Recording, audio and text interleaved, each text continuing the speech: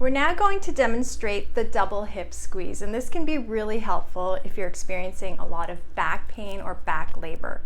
So as we demonstrated on the bones of the pelvis, we want the position of the hands over the ilium, and the pregnant person can be in a variety of positions. We're going to demonstrate it in standing with Anna leaning over the edge of a chair, but this can also be done leaning on a counter or another surface.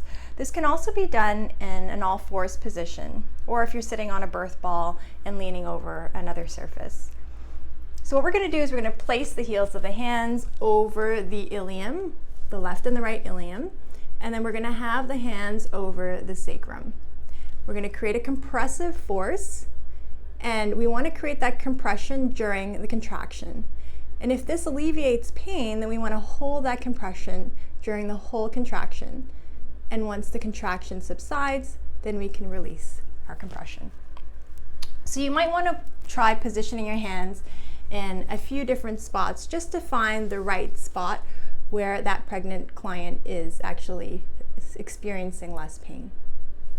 Okay, and this can be done by a partner, or if you have a doula in the room, then this can be done by your doula as well.